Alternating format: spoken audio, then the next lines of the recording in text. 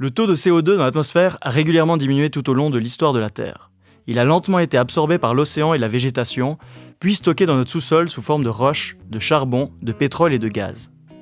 Depuis 1 million d'années, notre climat est stable et a alterné entre périodes de glaciation et périodes chaudes, en fonction des cycles de Milankovitch. Ces cycles de 100 000 ans sont causés par les variations de la distance de la Terre par rapport au Soleil. Depuis 200 ans, nous avons relâché du CO2 dans l'atmosphère à des vitesses de plus en plus rapides. Afin d'éviter un dérèglement climatique, nous devons décélérer le plus vite possible. Afin d'y parvenir, il faut comprendre d'où viennent ces gaz à effet de serre. Faisons un petit saut dans l'histoire. Tout commence au début des années 1700 en Angleterre. Les premières machines à vapeur commerciales sont développées pour pomper l'eau présente dans les mines de charbon. Ces machines demandent d'importantes quantités de charbon. Cette nouvelle technologie va rapidement faire le tour du monde. Tout d'abord vers l'Europe et l'Amérique, suivi quelques années plus tard par l'Asie, l'Amérique du Sud et l'Afrique. En 1859, c'est le début de la ruée vers l'or noir en Pennsylvanie. La production de pétrole va passer de 200 tonnes à 400 000 tonnes en moins de 3 ans. Ce pétrole est tout d'abord utilisé pour l'éclairage et remplace l'huile de baleine. À la fin des années 1800, c'est au tour des voitures d'apparaître. Tout d'abord, à vapeur, les moteurs vont devenir à combustion. Henry Ford saisit l'opportunité de cette innovation et inaugure le travail à la chaîne avec la Ford Model T. Il ouvre ainsi le marché des carburants liquides, domaine dans lequel le pétrole est inégalable. Au début des années 1950, le gaz naturel fait son apparition. Il est dit naturel car il remplace les gaz manufacturés, obtenus principalement par distillation du charbon. Le gaz naturel émettant moins de CO2 que le pétrole, les grands groupes gaziers n'hésitent pas à le présenter comme une solution pour réduire nos émissions de CO2. Aujourd'hui, il est responsable de près d'un tiers des émissions de gaz à effet de serre à travers le monde. Au cours des 200 dernières années, notre consommation de charbon, de gaz et de pétrole n'a cessé d'augmenter. Nous n'avons jamais autant rejeté de CO2 qu'aujourd'hui. Depuis les années 1990, nous avons émis autant de CO2 que toute l'humanité avant nous. Conscients des problèmes qu'entraîne le CO2, nous cherchons à arrêter nos émissions. Ouais, mais moi, à part ma voiture, je n'ai pas l'impression d'émettre du CO2. Mais alors, comment émets-tu ce CO2 ? Regardons au niveau suisse. Les émissions de gaz à effet de serre nationaux peuvent être séparées en 2 catégories, les émissions directes et les émissions indirectes. Les émissions directes sont celles qui sont émises directement sur le territoire suisse par les Suisses. Les émissions indirectes sont celles qui sont émises à l'étranger pour satisfaire les besoins des Suisses. Pour obtenir un monde neutre en carbone, il faut que chaque pays réduise à 0 ses émissions directes. Alors commençons par comprendre comment nous émettons directement des gaz à effet de serre en Suisse. 2% de nos émissions sont dues à la production d'électricité à partir de centrales à gaz. La Suisse en compte 3. Une à Montaix, en Valais, une à Pierre-de-Plan, dans le canton de Vaud, et une à Cornau, dans le canton de Neuchâtel. Ensuite, 6% de nos émissions directes sont liées à la combustion de nos déchets. Chaque Suisse crée 700 kg de déchets par année, dont 330 sont brûlés. Notre pays figure ainsi parmi les meilleurs recycleurs, mais également parmi les plus grands créateurs de déchets. À la 4e place, les procédés chimiques industriels. Ils créent du méthane, du CO2 ou des gaz fluorés. Ces gaz sont ensuite relâchés dans l'atmosphère.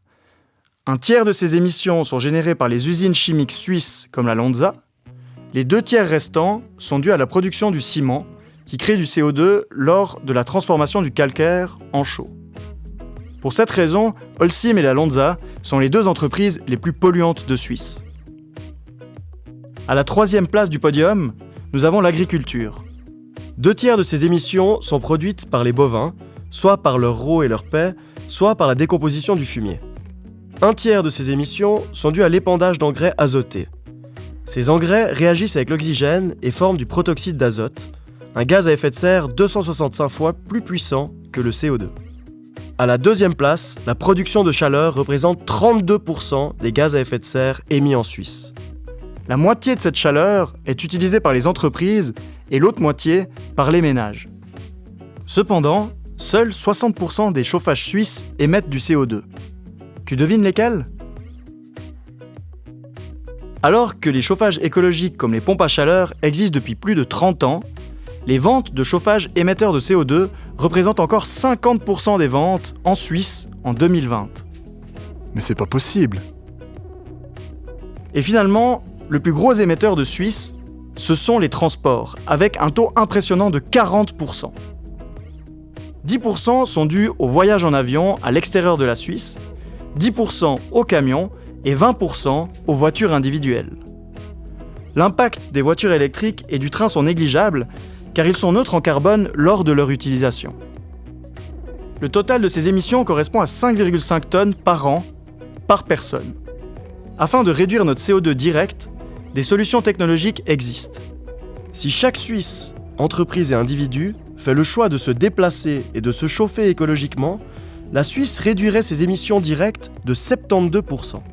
Alors, admettons que nos émissions directes tombent à zéro. Est-ce que la Suisse serait neutre en carbone ? Non. Il faudrait aussi que nos émissions indirectes soient nulles. Et c'est loin d'être le cas. Ce graphique trace l'évolution des émissions de la Suisse. En bleu, nos émissions directes basées sur notre production. Elles ont légèrement diminué depuis les années 90. Ce phénomène s'explique principalement par la délocalisation de nos moyens de production vers la Chine et d'autres pays producteurs.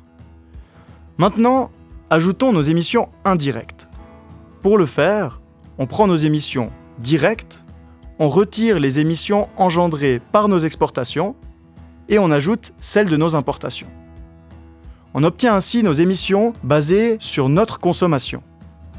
On s'aperçoit que nos émissions sont ainsi multipliées par 3 et qu'elles n'ont jamais cessé d'augmenter.